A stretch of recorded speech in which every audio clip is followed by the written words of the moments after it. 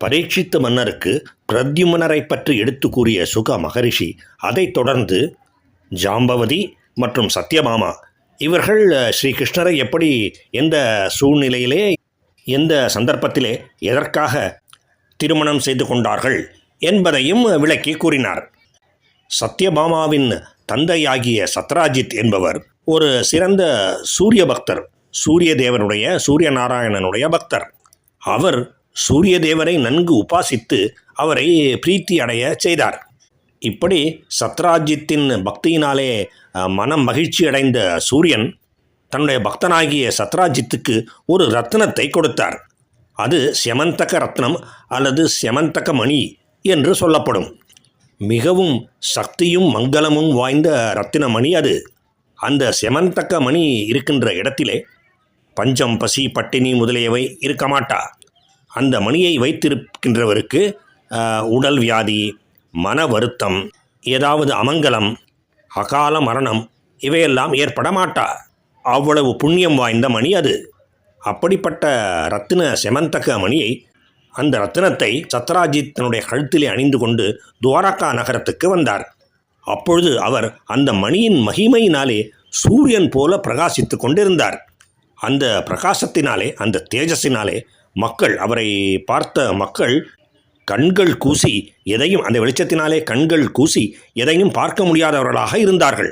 அப்படிப்பட்ட தேஜஸ் உடையவராக இருந்தார் சத்ராஜித். துவாரகா நகரிலே தன்னுடைய கிரகத்துக்கு வீட்டுக்கு சென்றார். தன்னுடைய வீட்டு பூஜை அறையிலே அதை ஸ்தாபித்து வைத்தார். ஒவ்வொரு நாளும் அந்த ரத்தினம் அவருக்கு, அந்த சத்ராஜித்துக்கு தங்கத்தை கொடுத்தது.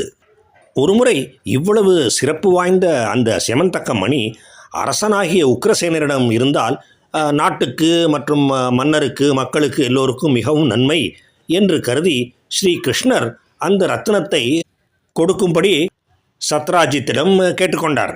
ஆனால் மிகவும் பணத்தின் மேல் ஆசை கொண்ட, செல்வங்களின் மீது ஆசை கொண்டிருந்த சத்ராஜித் அப்படி கொடுப்பதற்கு மறுத்துவிட்டார். அந்த ரத்தினத்தை அவர் கிருஷ்ணருக்கு கொடுக்கவில்லை, உக்கிரசேன மன்னருக்காக கொடுக்கவில்லை, தானே வைத்து கொண்டு விட்டார். ஸ்ரீ கிருஷ்ணனும் அத்துடன் அதை விட்டுவிட்டார். பிறகு ஒரு நாள் சத்ராஜித்தினுடைய சகோதரனாகிய பிரசேனன் என்பவன் அந்த ரத்தினத்தை அணிந்து கொண்டு குதிரையின் மேலே ஏறி வேட்டையாடுவதற்காக காட்டுக்கு சென்றான். அங்கே ஒரு சிங்கம் அவனை கொன்றுவிட்டது. மேலும் அந்த பிரகாசிக்கின்ற செமந்தக மணியையும் அந்த சிங்கம் எடுத்துக்கொண்டு விட்டது. ஒரு குகையினுள்ளே சென்றது. அந்த சிங்கத்துடன் சண்டையிட்டு ஜாம்பவான் அந்த சிங்கத்தை கொன்றுவிட்டார். அந்த ரத்தினத்தையும் எடுத்துக்கொண்டு விட்டார். தன்னுடைய குகைக்கு சென்று அந்த ரத்தினத்தை தன்னுடைய குழந்தைக்கு ஒரு விளையாட்டு பொருள் போல செய்துவிட்டார்.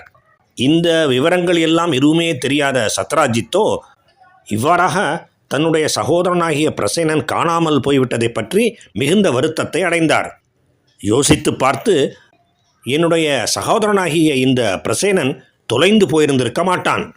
ஸ்ரீ கிருஷ்ணர் தான் அவனை கொன்றிருப்பார். அதுவும் அந்த செமந்தக மணிக்காக கொன்றிருப்பார். ஏனென்றால் அவர் ஒருமுறை என்னிடம் ஏற்கனவே அதை கேட்டு நான் கொடுக்க மறுத்துவிட்டேன். அதனால் அவர் என் சகோதரனை கொன்று அவன் அணிந்திருந்த அந்த ரத்னத்தை எடுத்துக்கொண்டிருப்பார் என்கின்ற தவறான முடிவுக்கு வந்தார். தன்னுடைய இந்த சந்தேகத்தை அல்லது தவறாக தீர்மானிக்கப்பட்டதை அவர் மற்றவர்களிடம் சொல்ல, அந்த விஷயம் மெல்ல மெல்ல பரவி ஜனங்கள் எல்லோரும் கூட அவ்வாறு பேசிக்கொள்ள ஆரம்பித்து விட்டார்கள்.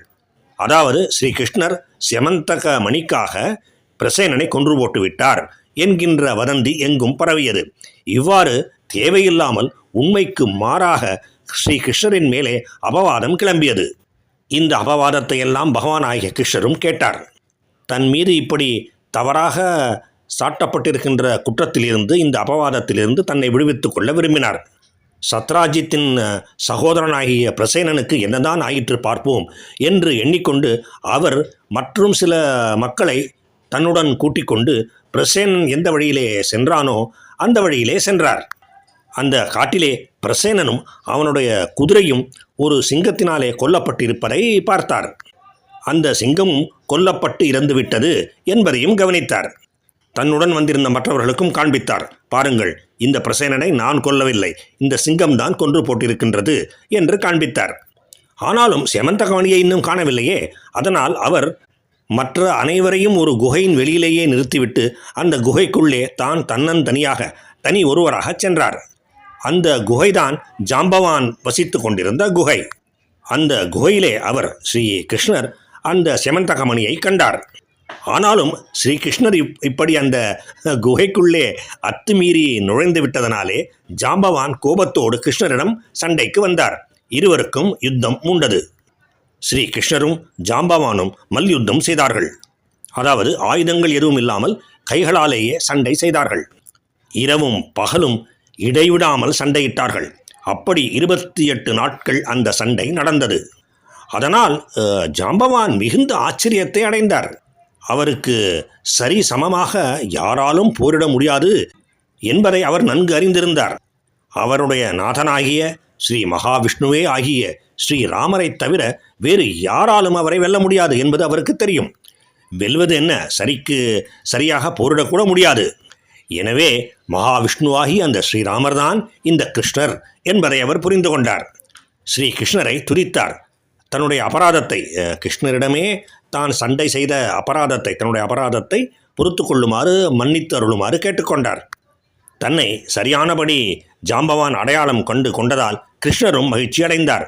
ஜாம்பவானை நோக்கி, நான் செமந்தக மணிக்காக வந்தேன். அந்த செமந்தக மணியை எனக்காக எடுத்துக்கொள்வதற்காக வரவில்லை. ஆனாலும் எனக்கு ஏற்பட்டிருக்கின்ற அபகீர்த்தியை, அபவாதத்தை விலக்கிக் கொள்வதற்காக அந்த மணியை எடுத்துக்கொள்வதற்காக வந்தேன் என்பதை எடுத்து கூறினார். அவர் அவ்வாறு கேட்ட உடனேயே ஜாம்பவான் அந்த செமந்தக மணியை எடுத்து ஸ்ரீ கிருஷ்ணரிடம் சமர்ப்பித்தார். மேலும் தன்னுடைய பெண்ணாகிய ஜாம்பவதி என்பவளையும் கிருஷ்ணருக்கு கொடுத்தார். தன்னுடைய பெண்ணை ஸ்ரீ கிருஷ்ணருக்கு கன்னியாதானம் செய்து கொடுத்தார். இப்படியெல்லாம் அந்த குகைக்குள்ளே நடந்து கொண்டிருக்க வெளியிலே காத்து கொண்டிருந்த ஜனங்கள் ஸ்ரீகிருஷ்ணர் குகையிலே இருந்து வெளியிலே வருவார் என்று காத்திருந்து ஏமாற்றம் அடைந்து இறுதியிலே 12 நாட்களிலேயே அங்கிருந்து கிளம்பி துவாரகைக்கு சென்று விட்டார்கள். கிருஷ்ணருக்கும் ஜாம்பவானுக்கும் மல்யுத்தம் 28 நாட்கள் நடந்தது. ஆனால் 12 நாட்களிலேயே குகையின் வெளியிலே இருந்த மக்கள் எல்லோரும் கிருஷ்ணர் வராததனால் மிகுந்த ஏமாற்றத்துக்கு உள்ளாகி மிகவும் பயந்து போய் அவருக்கு என்ன ஆயிற்றோ என்ற கவலையுடனேயே துவாரகைக்கு திரும்பி சென்று விட்டார்கள். நடந்த விவரங்களை எல்லாம் அங்கே எல்லோருக்கும் தெரிவித்தார்கள். அதை கேட்ட வசுதேவரும் தேவகியும் ருக்மிணி தேவியும் மற்ற பந்துக்களும் ஸ்ரீகிருஷ்ணரை காணாமல் மிகவும் துக்கத்தை அடைந்தார்கள். ஆனால் சில நாட்களுக்கு பிறகு ஸ்ரீகிருஷ்ணர் அந்த குகையிலே இருந்து வெளியிலே வந்தவுடன் நேரே துவாரகைக்கு திரும்பி வந்து விட்டார். அதை கண்ட அனைவரும் மிகுந்த மகிழ்ச்சி, ஆனந்தத்தை அடைந்தார்கள். அதன் பிறகு ஸ்ரீகிருஷ்ணர் மன்னராகிய உக்ரசேனனின் முன்பாக சத்ராஜித்தை அழைத்து அவரிடம் அந்த ரத்னத்தை கொடுத்தார். அந்த ரத்தினம் செமந்தகமணி தனக்கு எப்படி கிடைத்தது என்கின்ற விவரங்களையும் எடுத்து கூறினார். அதாவது சத்ராஜித்தின் சகோதரனாகிய பிரசேனனை ஒரு சிங்கம் கொல்ல, அந்த சிங்கத்தை ஒரு கரடி ஜாம்பவான் கொல்ல, அந்த ஜாம்பவானை வென்று தான் இந்த ரத்தினத்தை மீட்டு வந்திருக்கின்றேன் என்பதை எடுத்து கூறினார். அந்த செமந்தக மணியையும் சத்ராஜித்திடமே கொடுத்தார். அதை பெற்றுக்கொண்ட சத்ராஜித் மிகுந்த வெட்கத்தை அடைந்தார். தலை குனிந்து நின்றார். ஏனென்றால் எந்த விவரமுமே தெரியாமல், எந்த நிரூபணமும் இல்லாமல் ஸ்ரீகிருஷ்ணரை நிந்தித்து, அவரை சந்தேகித்து, அவரை நிந்தித்து அவர் மீது அபவாதத்தை பரப்பிவிட்டோம் என்று அவர் மனவேதனையையும் வெட்கத்தையும் அடைந்தார். தன்னுடைய இந்த தவறுக்கு பிராயச்சித்தமாக அவர் தன்னுடைய பெண்ணாகிய சத்யபாமாவை ஸ்ரீகிருஷ்ணருக்கு திருமணம் செய்வித்தார். ஸ்ரீகிருஷ்ணரும் சத்யபாமாவை மிகவும் மனம் விரும்பி ஏற்றுக்கொண்டார்.